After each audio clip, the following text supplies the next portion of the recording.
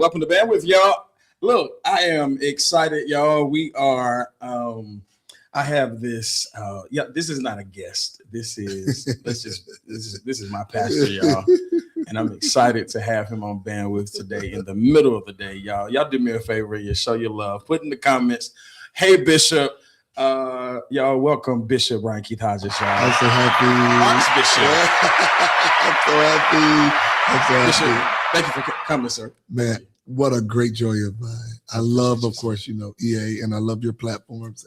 Anytime I get a chance to be present with you guys, I'm always looking forward to it. Thank you, Bishop. Bishop, we have, I want to get right into this. We have Convocation coming up. Mm-hmm. I want, if you could, what is, for those of us who are not, that we don't come from church, we don't understand all of the terminology. What is Convocation? Convocation is typically a gathering. It's a gathering for one spiritual, religious purpose, and it's to bring us together so that in community, in communion, and in our faithful practice of formation, we show up.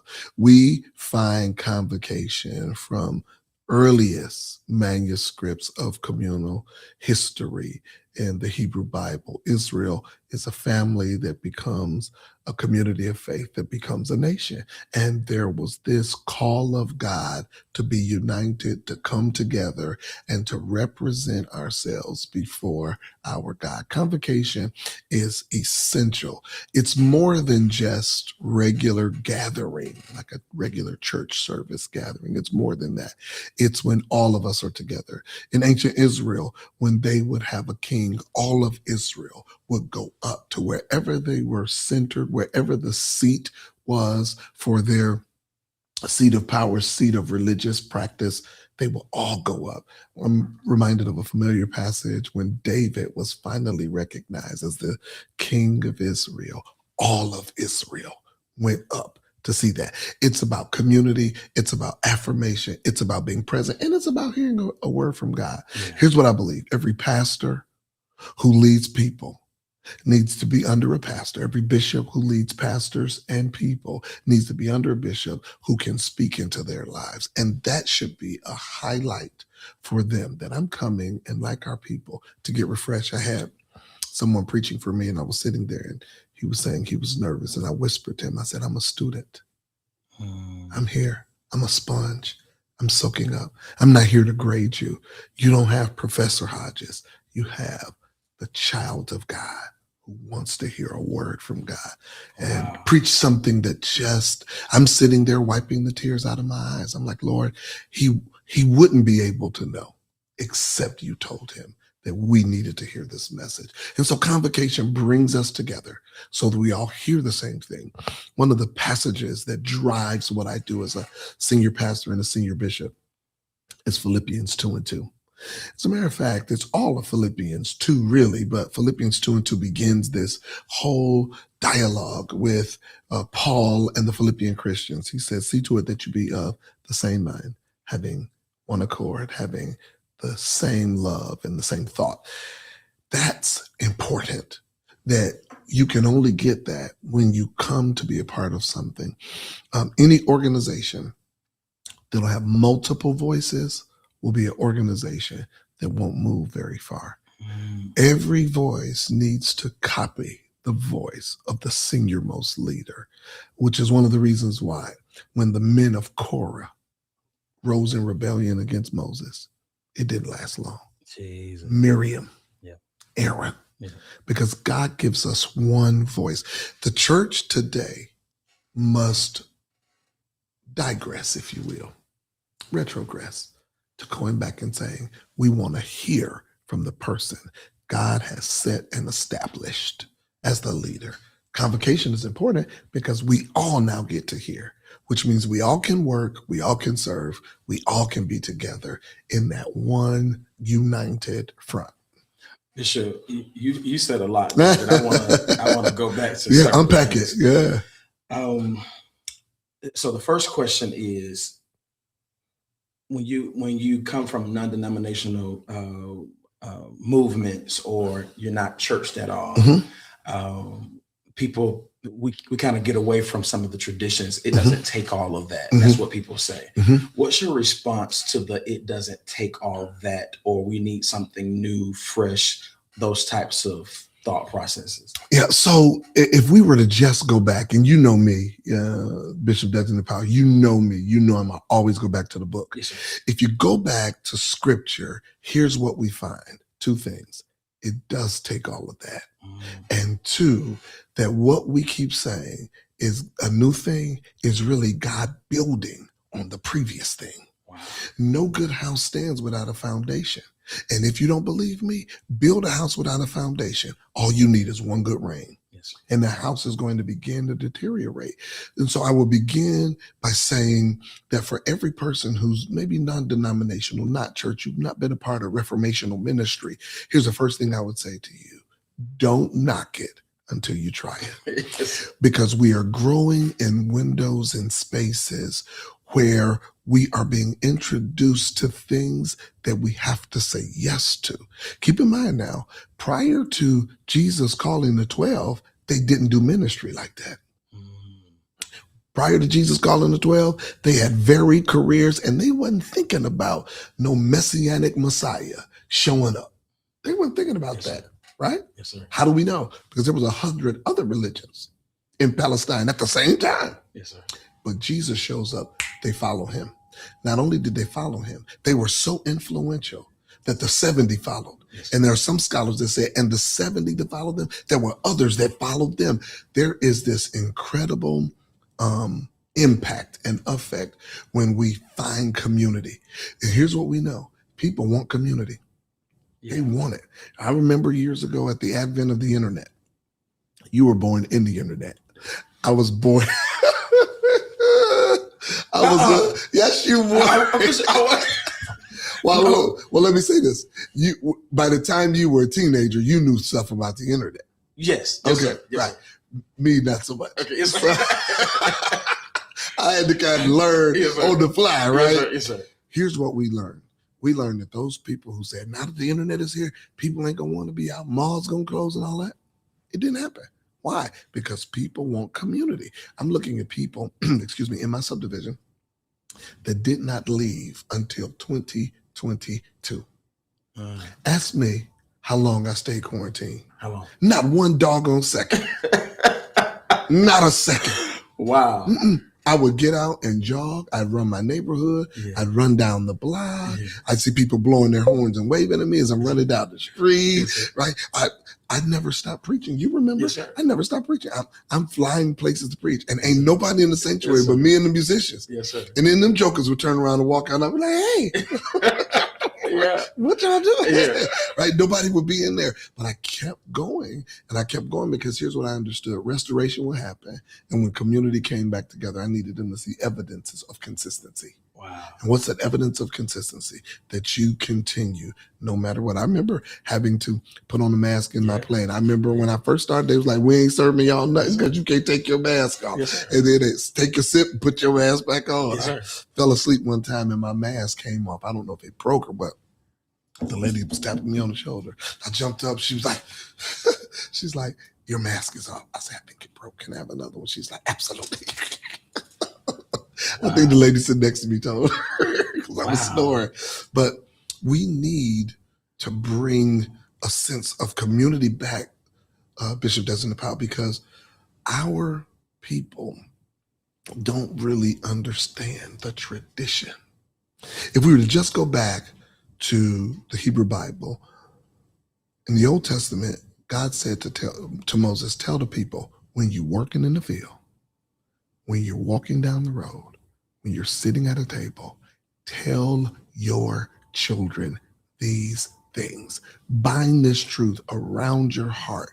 Make it a part of your life, your communal life. When we stop doing this, we don't take all that and we don't need that. When we stop doing that, we interrupt the passing of information that helps people grow. I'll tell you a funny true story. So Sylvester, Georgia. Yes, sir. You're familiar with Absolutely, Sylvester? Do you know First African Baptist? Yes, sir. So I used to do revival there. Okay. I used to do revival at Yes, First sir. African Baptist. And so Monday night, the pastor said, "We glad to have Dr. Hodges. He's going to come and his preaching will destroy yokes." And so the next night, he introduces me to this young couple that were never churched, but they got saved, caught on fire, spirit filled, and they bring the people to church every night, 10, 12 people they're bringing. So Friday night, the lady is shaking my hand and she said, "Woo, I tell you, you broke some eggs this week." Man. Wow. See, if you're not around, you don't understand the language and the lingo. Right. So we're trying to teach people the language and the lingo of community by bringing them into spaces and places of community. And you know my two fire starters. I believe tradition is good, yes, and I believe religion is good. Yes, I'm not against either one of them. Yes, and you have to hear my context. Yes, I grew up in strict Pentecostal holiness, so there was nothing for tradition and nothing for religion. But for me, I think it's a great framework to help us understand the faith. Yes, sir. Bishop, first of all, that is hilarious. It's hilarious. Are you going to tell it? I'm going to tell that. That is hilarious. Bishop, what would you say to the type of church that Encounter is? Ooh. Predominantly younger people, for between the ages of let's say 20 and 55. Mm-hmm. A lot of people who are unchurched. Mm-hmm. Is Rehoboth a place for the younger generation? Do we fit? Absolutely. Yeah. My passion has been, if you were to think about an analogy, like running a relay race, in order for that team to win, you got to properly place the baton. And people who are going to receive the baton have to start running before the baton is extended toward them. Oh, wow. If you don't start running before the baton is extended toward you, you mess up the natural rhythm. For me, your youngest disciple at Encounter Atlanta, I have to practice saying Encounter Atlanta because I always say EA. Right. The youngest disciple in Encounter Atlanta has a space at Rehoboth, because we want to train them up, grow them up, let them have experience. Let me say it even more plainly. I don't want them to get a lesson from the world that the church didn't give them first. Oh, wow. I don't want them in anything.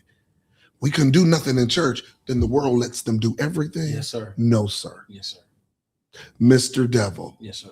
That game is done. Yes, sir. We ain't playing that.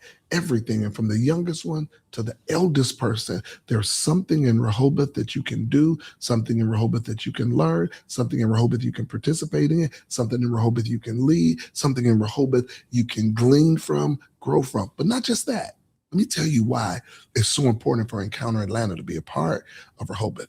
Because not just what you get, but what you give. I walk around Encounter Atlanta every time I'm here, and I have to just ask myself, Lord, what did you put in this man?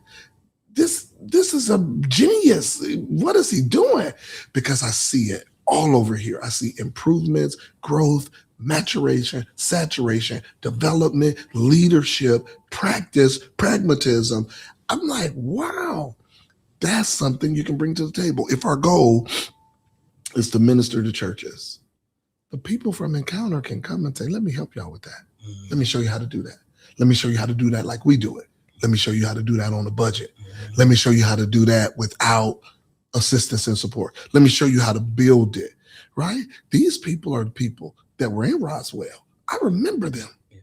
I remember this group, this small group of people that kept showing up.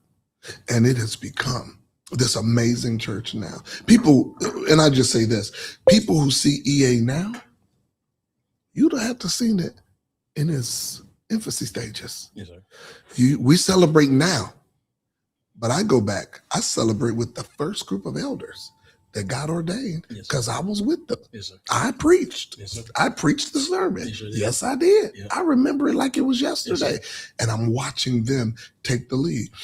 The thing with Rehoboth is nobody is excluded. Even though our focus is on the small church and the small church pastor. But let me clarify why. Because that's the individual that's neglected the most. I read a quote that stuck with me, Bishop, and it was the small bricks build the big buildings. That helped me. We got small churches that are a part of organizations that never recognize them. Don't seed into them, don't sow into them, don't pour into them. Rehoboth, from its inception 20 years ago, was about partnering with people. There's anybody that started with me on day one, you can ask them now, what's the thing you remember the most? And they'll say, Bishop will come to your preaching, come to your church and preach, come to your church and teach, train your leaders, train your ministers. He would come and do it if you gave him an honorarium, fine. And if you didn't, no problem. And he'd get back in his red pickup truck and drive back to Marietta, and it wouldn't be a thing. And here's why, because I know what it's like when you don't have. I know what it's like when you want to be better and have more and grow and you don't have it. And the model that we have watched is not a sustainable model. Let me say it more frankly. The mega church model is not sustainable. That's why of the percentage of churches that we have in America, mega churches are only 1%. Yes, sir. Only 1%. And that's mega as defined as 2,000 attendees in a weekend worship service. That's a mega church. Yes, sir. But that's not a sustainable model. Our relationships and Encounter Atlanta grew because of relationships. Yeah. These people went and got people. You were able to start this church from relationships you had in Albany, Georgia. Yes, sir. And we are 3 hours away, yes, 3 hours solid. Yes, sir. From Albany, Georgia. And we have this thriving, burgeoning community right here in the north end of life in Atlanta. And why do we have it? Because you guys built relationships. These people come to church. These people come to prayer. These people come to midweek. These people come and sustain and do. The January conference that you guys had was ridiculous.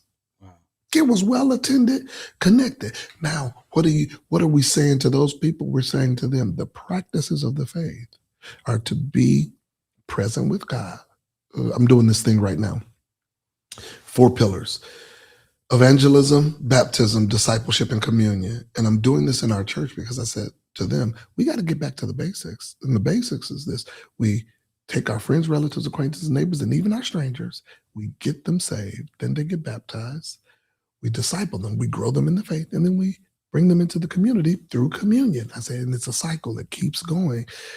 I've seen that happen here and other places, our church. And that's Rehoboth in a nutshell. We want to bring people in. We want to get them acclimated to this culture so that they can go out and bring others in.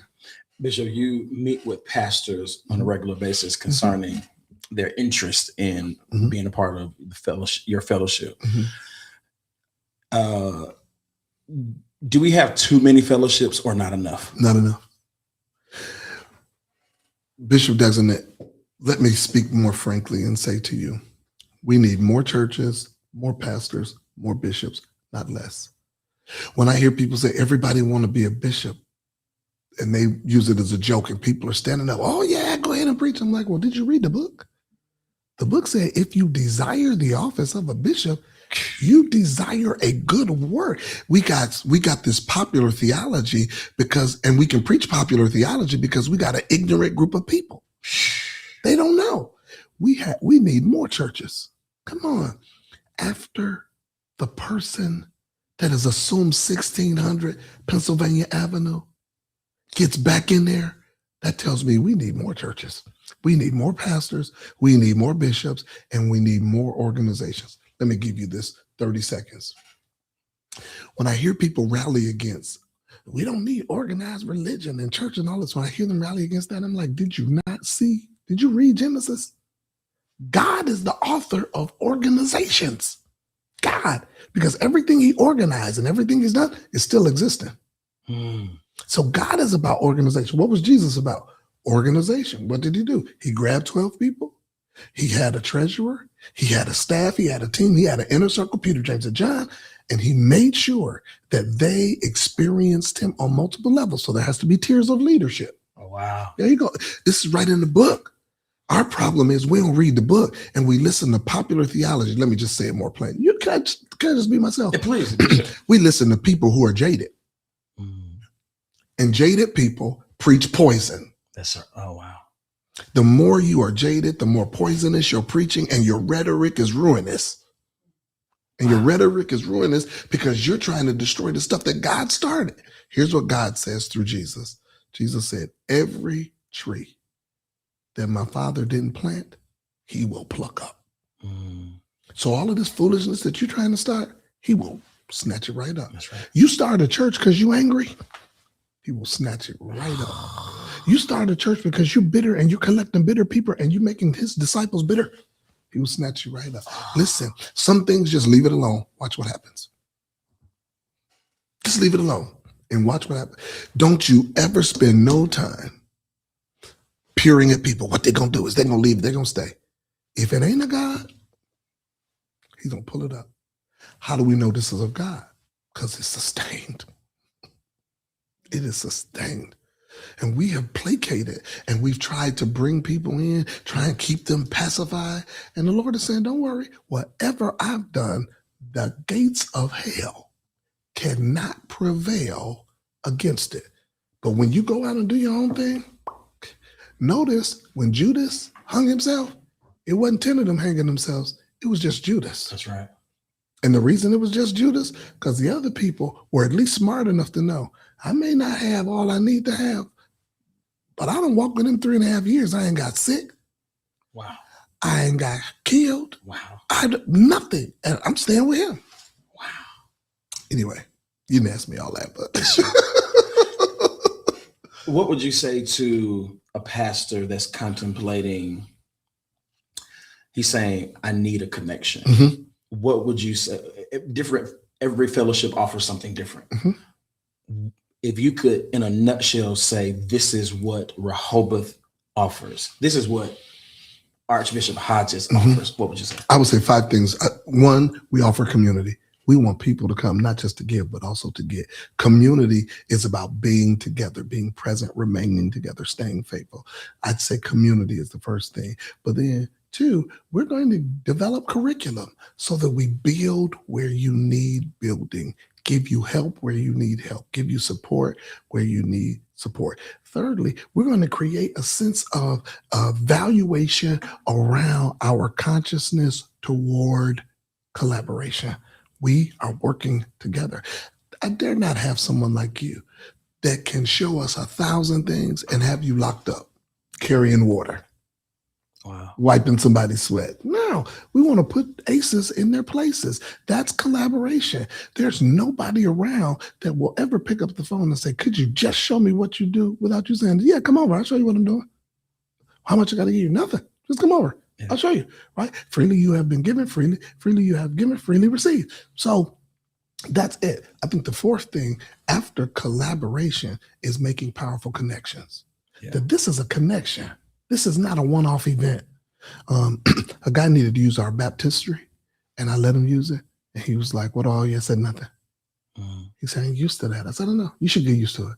Yeah. He's like, wait. You gave me keys to your church and keys to your gate to come in to baptize people? I said, yeah. He said, I don't get it. I said, I'll stand before God one day, and I'll give account to what I've done in this life. I said, how do you think I'm going to stand before God? And God says, you charge somebody to baptize my children? Jesus. I said, he ain't going to ever have to ask me that. I said, do you know why? No, why? I said, because I'm never going to charge you. Come right on in. Tears rolled down his eyes. I left him right there crying, got in my truck and went on home. He said, you really are a different guy. I said, I'm not special. I just began to ask myself the questions about the faith. Here's the last thing I would say. When you come to Rehoboth, you're going to find people who care. Yeah. So it's not just connection. It's not just community. It's not just consciousness and curriculum and growing. It's people who care. Here's what I need, bro.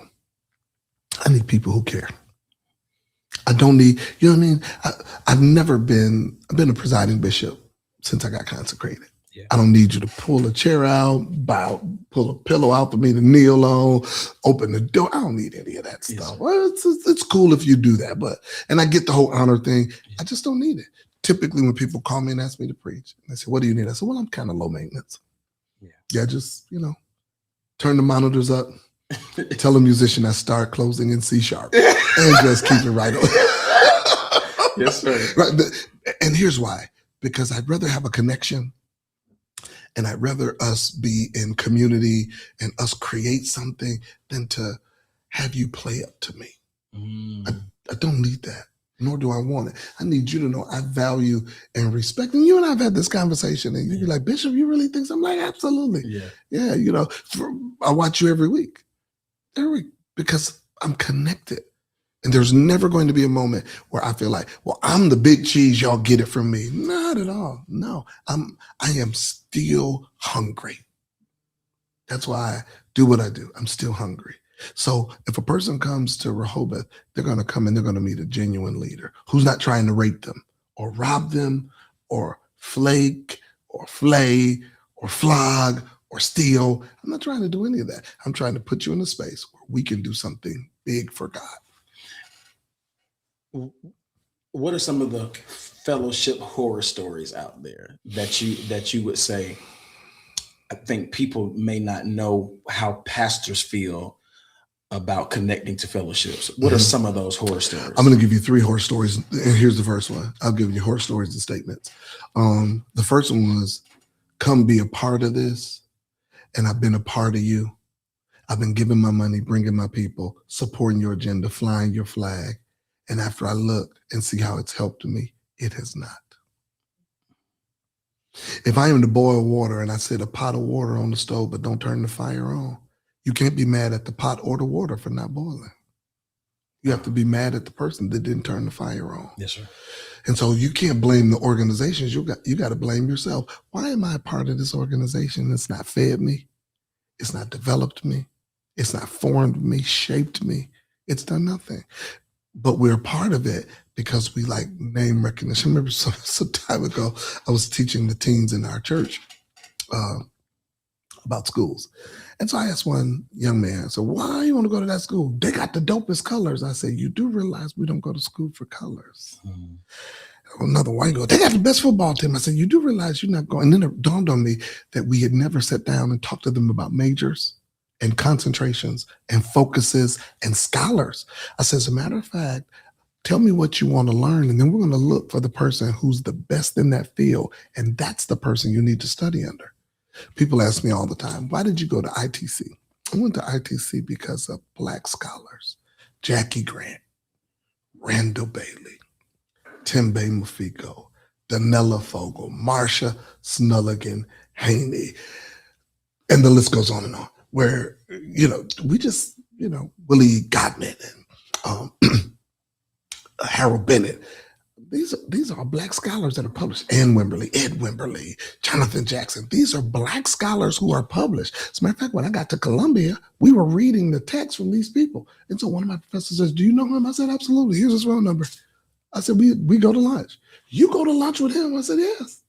The writer of the books? Yes. He's one of my friends. They couldn't believe it. I think that's the other part too, that we have not established relationships because we've been too busy being in awe. So you get there and you go to the meetings and do all the stuff.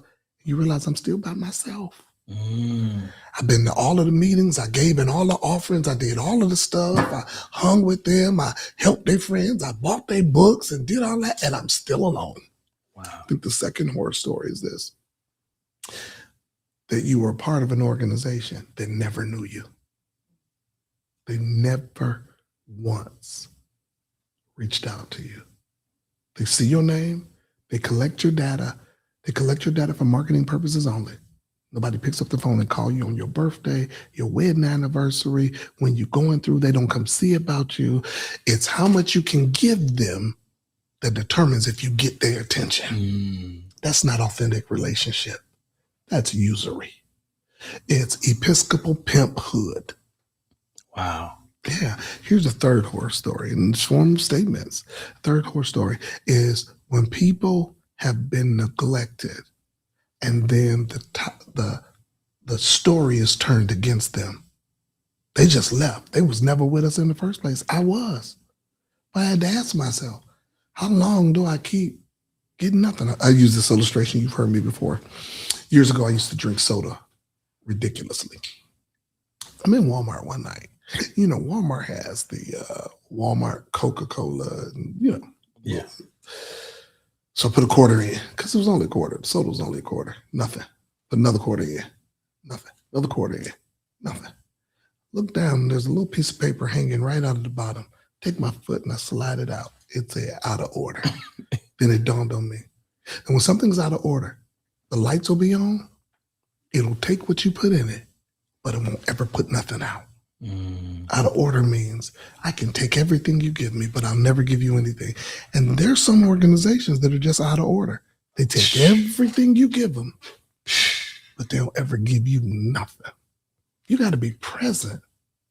You have to be engaged. How can you say you the presiding bishop and you don't go to none of the churches in your organization without a fee? You don't show up, you don't do ministry, you don't come and say, hey, I'm just here. When you started Encounter Line, I said, I don't care when you need me. Yeah. Just say it. You don't have to pay me. Yeah. I want to come. Because my word is everything. But beyond that, my model is everything. Yes, sir. Bishop, why Archbishop? So during convocation, you will be elevated to Archbishop. Mm-hmm. Why and what is that? Yeah. So actually, when I was consecrated and enthroned 20 years ago, I was consecrated and enthroned as Archbishop Hodges. Gotcha. 20 years ago. Gotcha. So that's kind of a foregone thing. I've never referred to myself as Archbishop. I've always referred to myself as Bishop. So in Catholic tradition, Archbishop is an honorary title that gives reverence and deference to people of age, of status, of size, etc. What we're doing here is we're shifting to the awareness that the Archbishop in our context is responsible for all ministries outside of Rehoboth, all of the ministries that come as a result of Rehoboth, and ours is the Metropolitan Archbishop. In Catholic Episcopal life, the Metropolitan Archbishop is responsible for multiple dioceses in a specific region. And so everything that we're doing, RFI, RFBI, and 3 other initiatives that we're going to introduce, those initiatives represent multiple spaces where we become the Archbishop, the Metropolitan Archbishop over those organizations. It would be the difference between, if we were looking at a business model, you have a regional manager, you have a vice president, Gotcha. Then you have the executive council, then you have the presidents, and then you have, when I say executive, I'm talking about C-suite executive, yes, and then you have the board. Yes, sir. So now the chair of the board would be what we would consider the Archbishop. And so we're saying we want to affirm that this person who has had 20 years of tenure, 20 years of faithfulness, has worked in multiple organizations, has been faithful, is now going to lead all of the entities of this organization and all of the bishops in this organization. Now, Bishop, many people are attracted to vision. People connect to organizations that's going somewhere. They have momentum. What are some of the things that you plan on accomplishing in the next 10 to 15 years? So I think if I start with Rehoboth Fellowship, I want to begin by building an infrastructure that brings people into an organization and helps them get grounded so they can grow. Yes, sir. We want people grounded so they can grow. We don't want them to come in to guess. We don't want them to come in to duplicate what they're already doing. While we are certainly going to emphasize having good church, that is not going to be our only thing. It's going to be helping people grow. For example, we call all of our department houses. So if you're a minister or elder, you got the House of Elders and Ministers, House of Pastors, House of Bishops, House of Women's Ministries, House of Men's Ministry, etc. So that every church that's a part of our organization, the people in your church have a specific area that they go to advance their knowledge, to offer their work, to be in support, to grow, to learn, to become. Remember that we're looking at churches that need it. Yes. Every person that you talk to today who's a leader, ask them what they read last. Most people who are leaders don't read about their job. They have just done it from their rote memory. They've done it from their familiarity, but they don't. So if I had to say, what's the biggest thing? The biggest thing is to continue to scale so that people are consistently learning. That's going to include our webinars. You'll be responsible for a set of webinars. That'll include birthing Rehoboth Fellowship Bible Institute. One of the things that our organization is doing that I don't see any other organizations doing is we're building a platform so that people can have classes for certifications and ultimately continuing ed and morph into degrees, because I want to see people who are part of Rehoboth grow. I want to see them develop. I want to see them advance. I want to see them come to the place of faith where they're growing, and more than just Sunday school. The people that are teaching are degreed people. Yes, sir. Some of them with terminal degrees that are going to be teaching at Rehoboth Fellowship Bible Institute and grow the Bible Institute into a Bible college, and the Bible college into a seminary, and the seminary into something else. If you ask me what I see for the next 12 years, that's it. I want to see, if you're a part of Rehoboth, you get to come and get these classes taught by scholars. This is not going to be a rinky-dink curriculum. Yes, no, this is going to be something that's strong, and I don't see any other organizations doing it. Could you imagine what would happen if one of your leaders says, you know, Bishop, I took systematic theology 1, 2, and 3.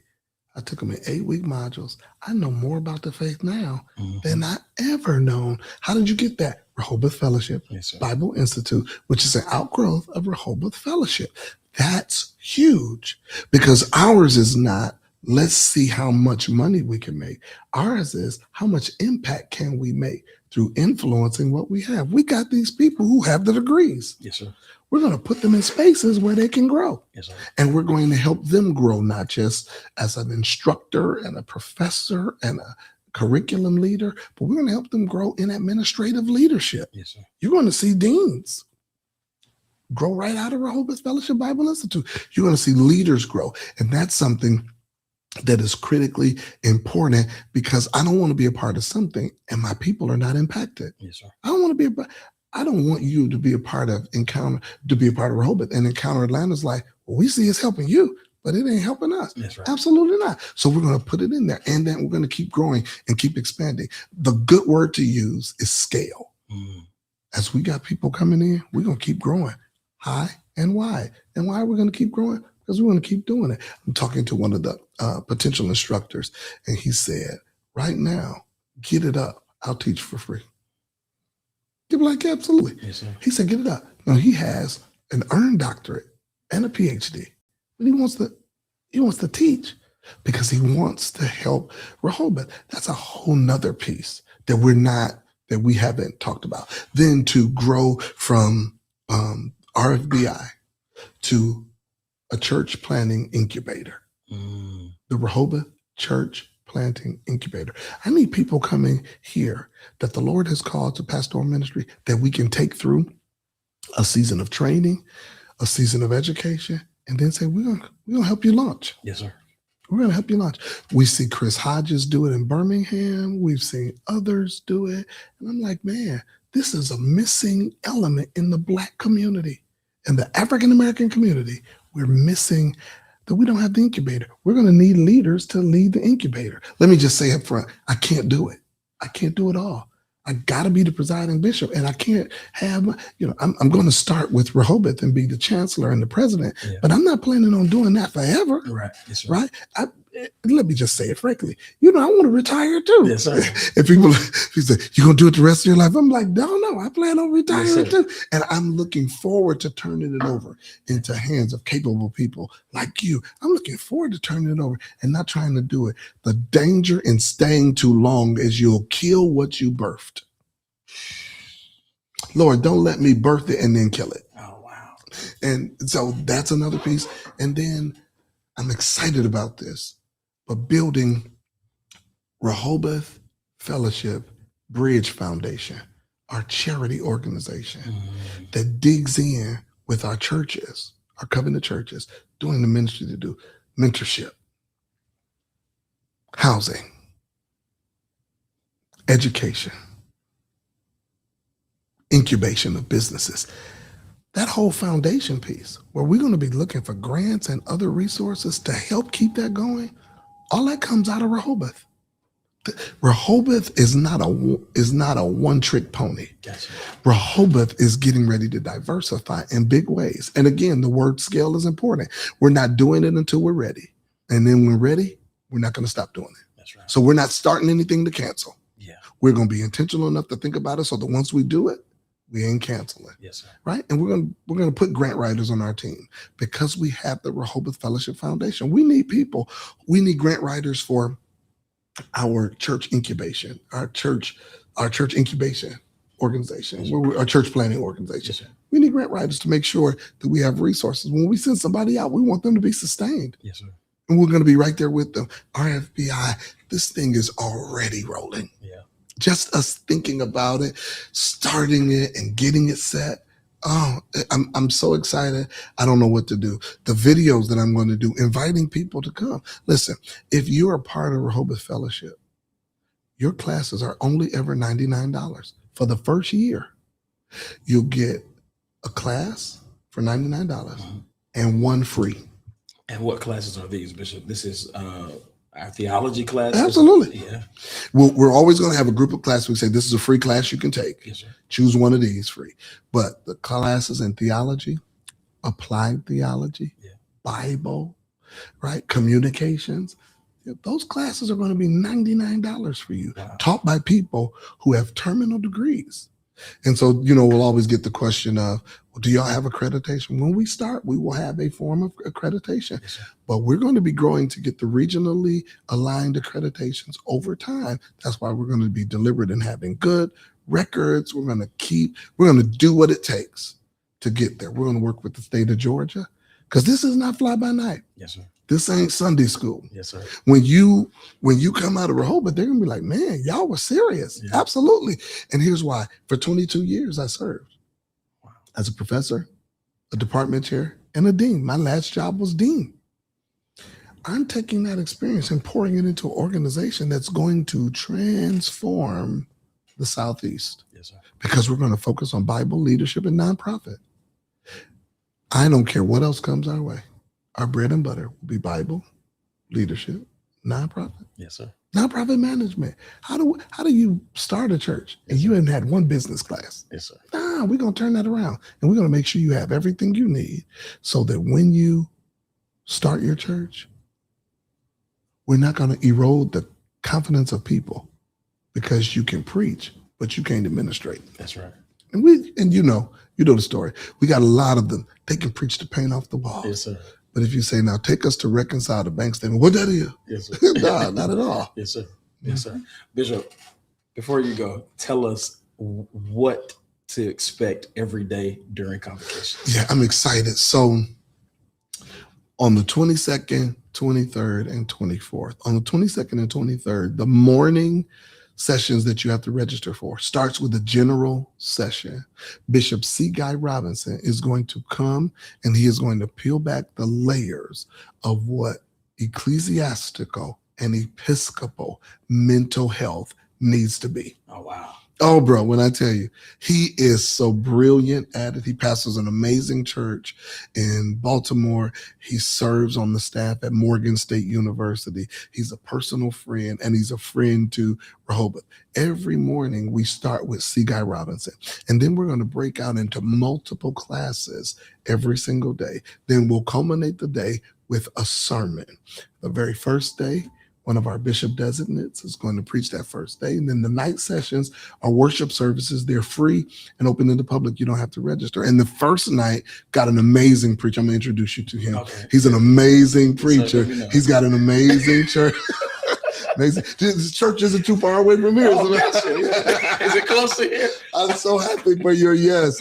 I'm looking forward to hearing your first sermon at our 20th anniversary. I'm looking forward to that first sermon. I know God is going to give you something for us if he hasn't already given us you something for us, and that Encounter Atlanta is coming along and the worship is going to be on fire and the word. And I'm looking forward to a move of God. I'm looking forward not just to the sermon, but to the altar call. Yes, I'm looking forward to being there with people saying, Lord, if this is our year to give you our best again, I want to respond to it. So that's the first day. The second day is Women's Day. And so we're going to have the classes again as normal.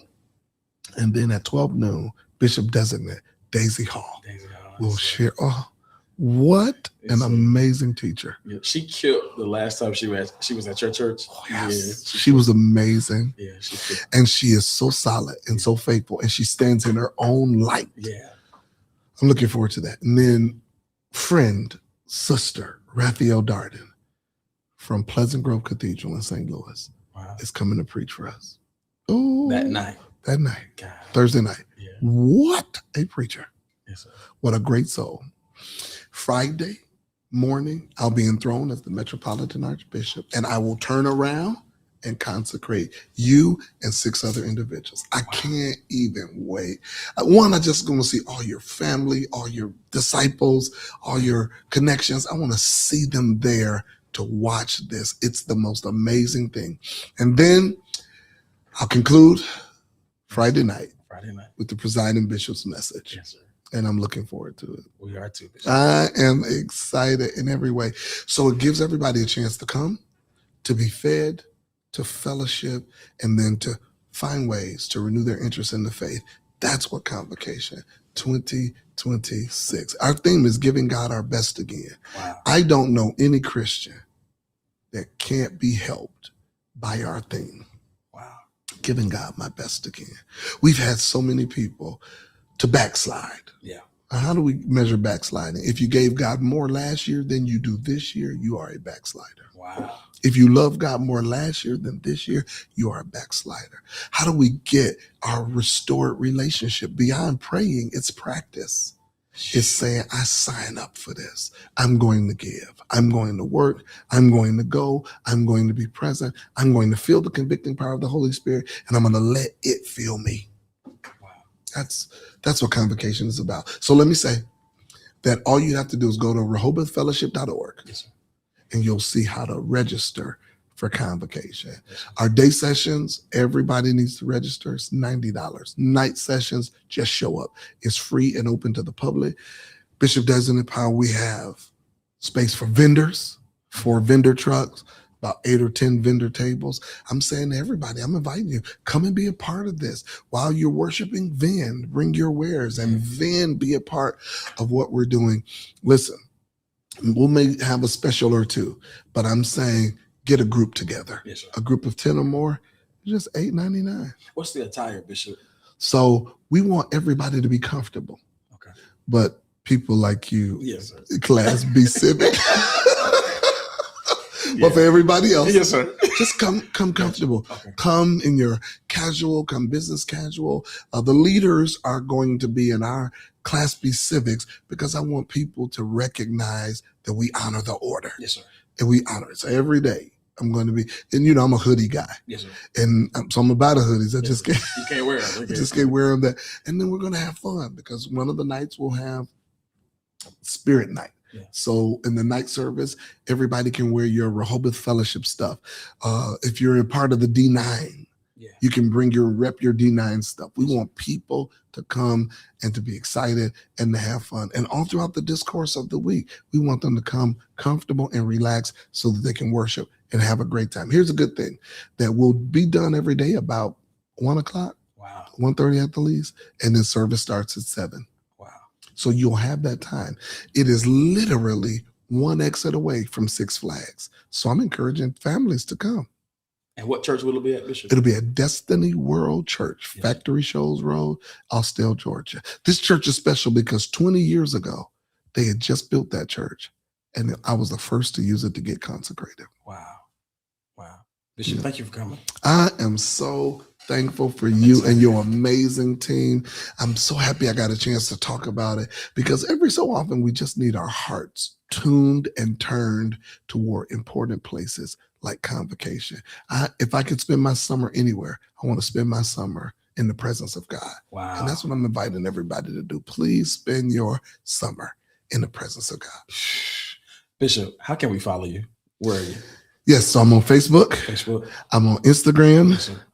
I'm on. I used to be on X. They might have fired. Elon bought it. He might have fired. He might have removed my name.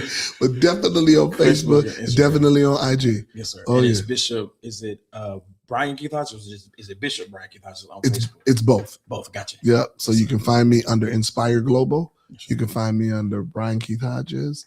Follow me, subscribe. Yes, I need y'all to subscribe. Absolutely. Come on. Subscribe. It's so good. And then Rehoboth Fellowship International. And then on Instagram is Dr. Brian Keith Hodges and Dr. BKH, Leaders Under 40, Dr. BKH. There it is. Yeah, Y'all. Leaders Under 40. The Bishop Brian Keith Hodges, y'all. Thank y'all for tuning in. Make sure you're at Convocation. Encounter, you have to be there because I've already made sure you're going to be there. Amen and amen. All right. Love y'all.